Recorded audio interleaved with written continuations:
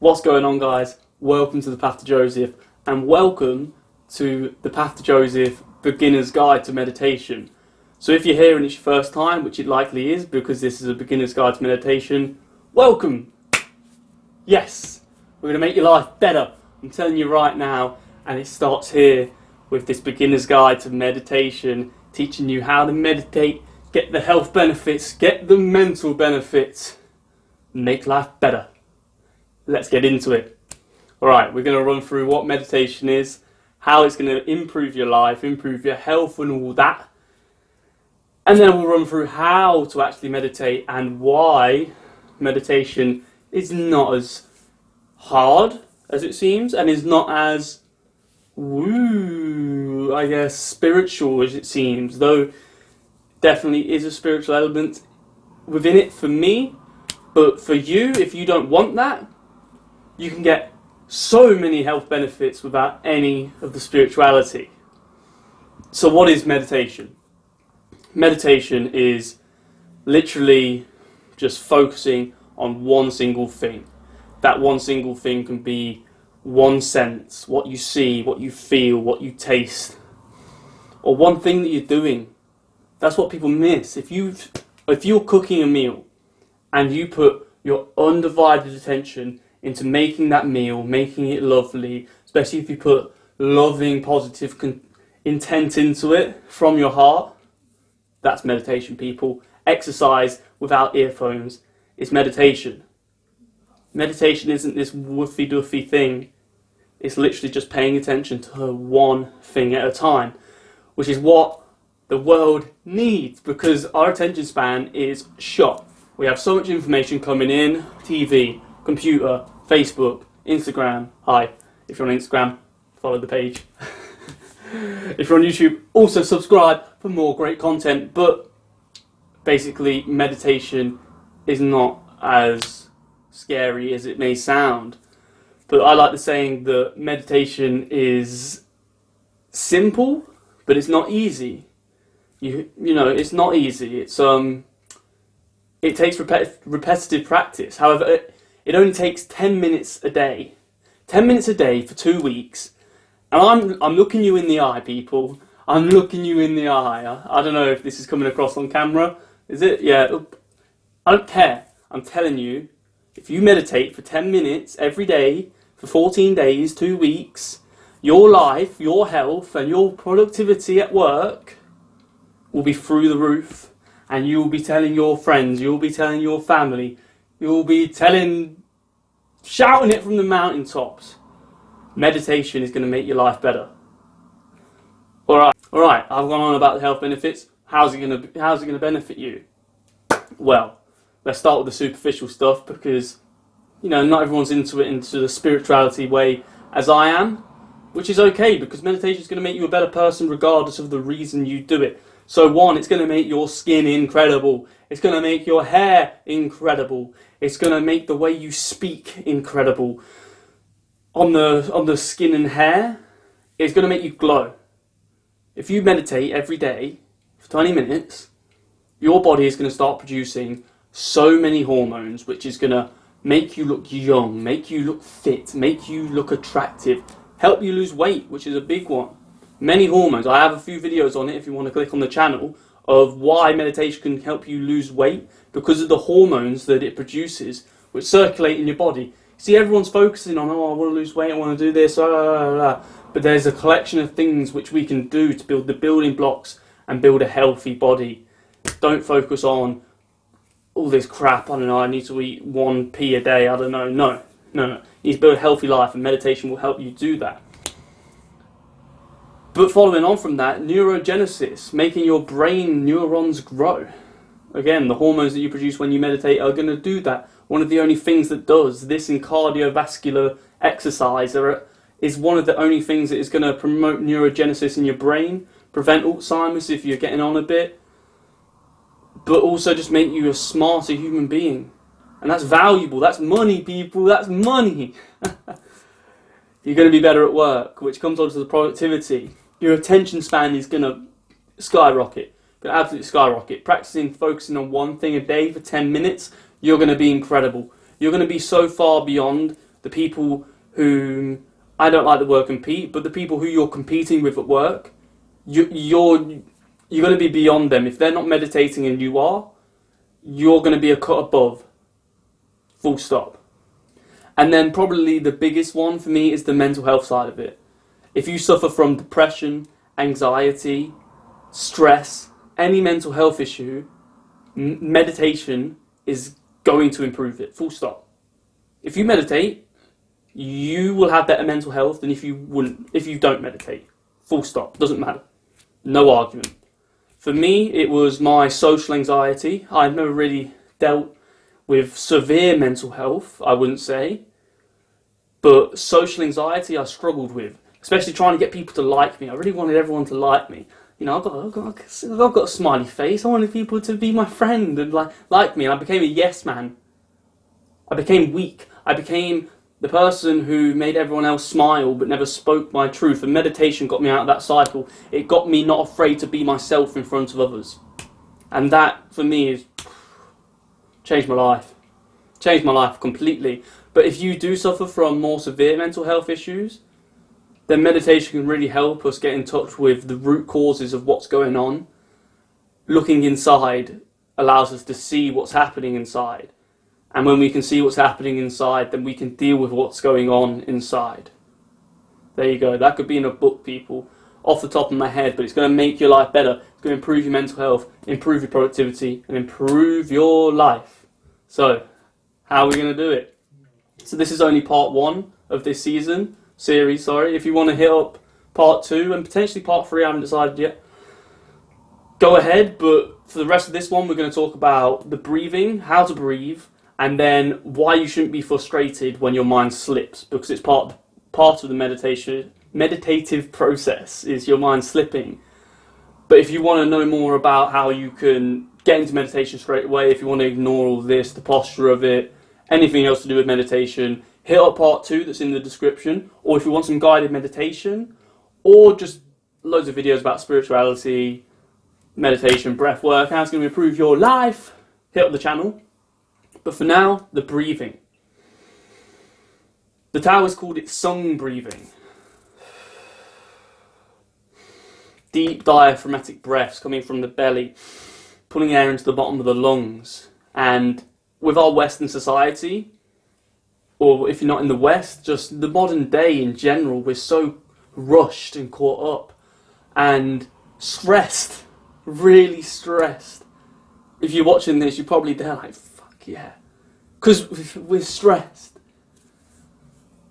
It's a fast world we live in, and this pollution and stress causes us to breathe with our chest. Fast breathing. And if you've ever been scared, which I'm sure most people sat here watching this have, because you're a human being, then you start breathing quick, you start breathing shallow, you don't know what to do. Yeah, our modern life does that to us, and it gets us into this pattern of breathing with our chest. And the issue with this is that just as stress causes us to breathe with our chest and shallow chest breathing signals to the brain that we should be stressed, that we should be anxious. It's like the scientific studies where if you smile, you trick your brain into thinking you're happy. That's why I smile all the time. But if you breathe shallowly with your chest, you're doing the same thing. You're telling your brain, look man, I'm not breathing right, I need to be anxious. God damn. So literally the starting point of meditation is learning how to breathe deeply and slowly. Called sung breathing. The Taoists believed it was the first contact with God, the way to, well, activate your lower dantian, but if you want to hit that up, hit up the channel. But so one meditative activity that everyone should start with, I think, is learning how to breathe with your diaphragm. And one of the ways to do this is through a visualization technique. So if we breathe out and tense in the abdomen, I don't know if you can see my stomach, but you're tensing in the stomach as you come in, tense the stomach muscles.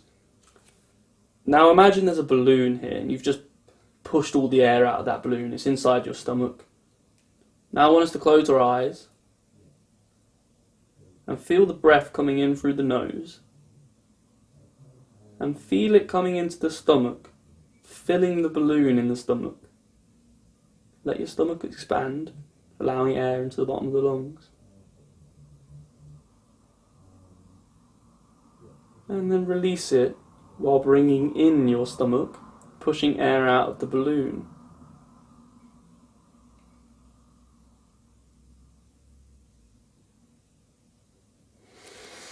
That may have actually been hard because we're so caught up chest breathing that we never breathe with our abdomen, even though naturally that's how we breathe. But the world makes us breathe like we're stressed. So this visualization of the balloon in the stomach can help to get us into the pattern of breathing with our diaphragm and not breathing with our chest. And over time, with conscious focus on breathing, sung breathing or diaphragmatic breath, it gets ingrained in our subconscious that I breathe like this, and then we don't have to think about it. And then we're breathing normally like this all the time, and it's gonna reduce your stress and reduce your anxiety. It's gonna be amazing. So when you first start meditation, literally all we should be doing is 10 minutes of meditation, maybe 15, whatever, 5 to 15 minutes of just feeling the breath coming into the stomach, allowing the stomach to expand. Perhaps if you want, visualizing a balloon in your stomach to make it easier. And just focusing on this one thing, focusing on your breathing. This is the building blocks to your meditative practice, and you just need to get the sung breathing into place. This really helps on runs as well. I found that when I was running, I got pain in my neck, and like I couldn't suck air into my lungs. But then if you're running, allow air to fill the abdomen, lift your head like this, and allow air to pass through the airways. Trust me, it's a game changer. But back to the meditation, practicing the sung breathing is going to get us into the pattern of breathing deeply, breathing rhythmically, and then once we get that in place, 10 minutes a day for a week, and you'll be sung breathing normally. Then we can move on to different areas of meditation, which can really help, can foster a brilliant brain inside of your head, to be honest. Make you a better human being. But it all starts with just focusing on the breath, allowing it to come into the belly, and allowing it to leave the belly. And that's it. And then I think the breathing is more important than the posture. You know, the posture's important. All you need to do is sit down when you first start, man.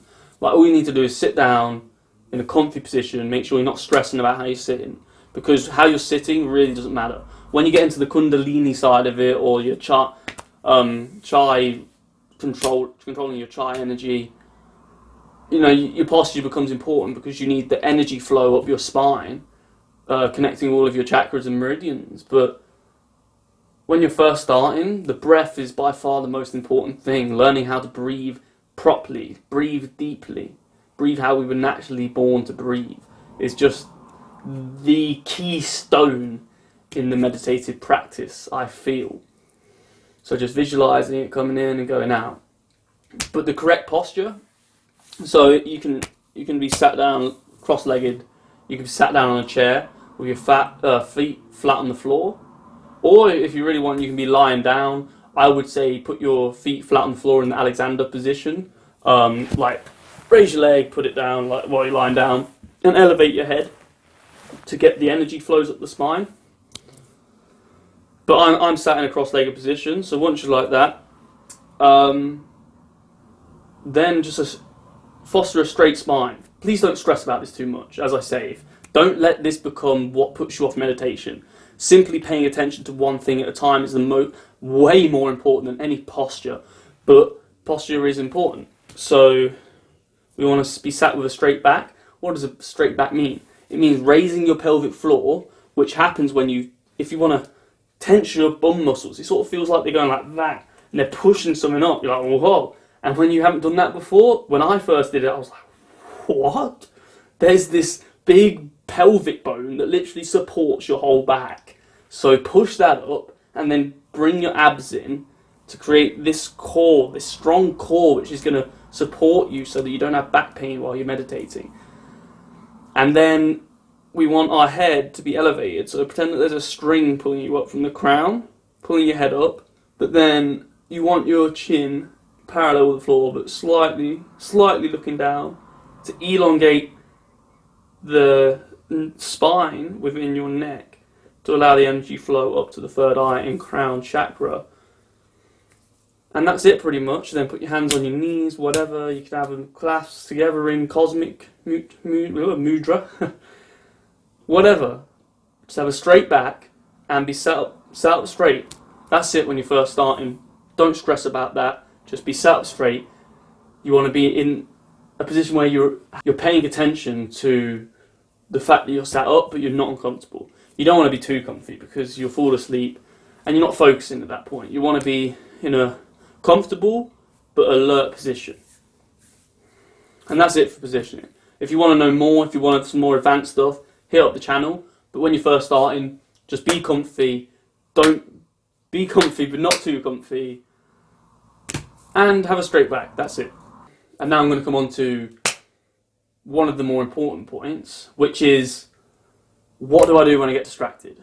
See, my big thing, I believe that little bits of consistency each day build into a beautiful flower. But if you're sat around stressing about not doing it properly, you're not going to do it every day. If you're sat there every day, oh, I'm getting distracted, then you're not going to come back to it. And I think this is the issue. We're so focused on the end result and not the process which leads us to this end result. And the process which leads us to becoming an advanced meditator is consistent practice and consistent failure. And when I say consistent failure, what I mean is that every time you get distracted, every time that you're focusing on, say, the breath, you're focusing on the breath, and then Julie from work pops into your head because, I don't know, you like her hair. I don't know. I don't know what you guys like. You like her feet? I was going to say feet. Okay, you like her hair. Then you've become distracted. You've moved out of your meditative state. And at that point, you have an option of getting annoyed and frustrated at yourself, or realizing the reality is that you as a human being get distracted, and you're not going to have a brain that can perfectly meditate from the get-go. So that distraction is actually reality pointing out to you that your brain needs training. So then you bring it back. You bring it back to the meditative state. You realize you're distracted and bring it back to your meditative state. And the process of realizing you're distracted and bringing it back to the meditative state is akin to a rep for a bodybuilder. You know, one big chest press, whatever, I don't know what they call that, I don't lift. One rep of a weight is equivalent to getting distracted and bringing it back. And I would even argue that the aim of your meditative practice should be to get distracted and bring it back. Because each time you do that, your brain is getting really, really good at bringing your attention back from being distracted.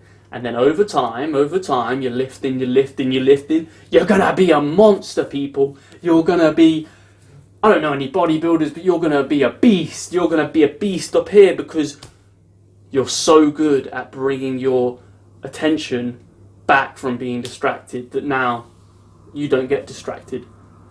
And you're moving towards becoming an advanced meditator. And beyond that, you're going to be a better human being. Because what happens when you're at work and something goes wrong?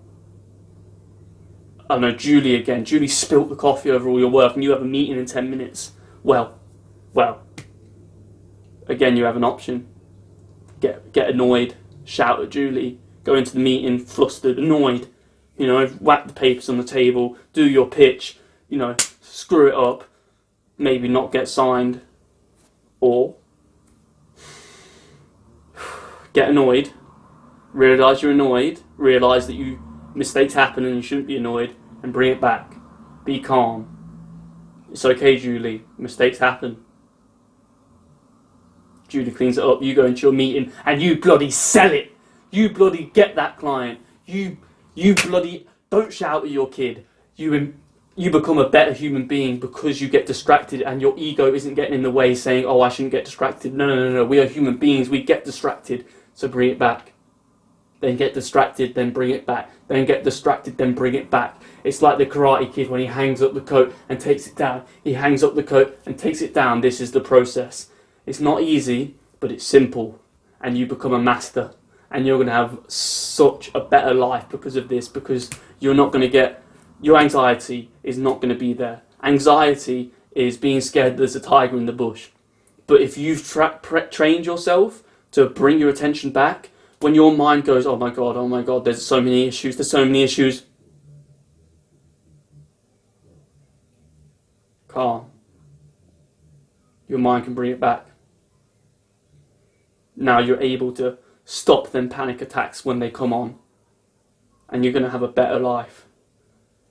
Thank you for watching, guys. Part 1 is done. If you want part 2, hit it up. Loads more content. If you want some guided meditation, hit up the channel. So many tips. Hit up the Instagram, Pastor Joseph, every day. Content coming onto your screen, giving you that good energy. Meditation, breath work, spirituality to make your life better, improve your health, improve your productivity. I am wishing you a blessed day, people. All the best.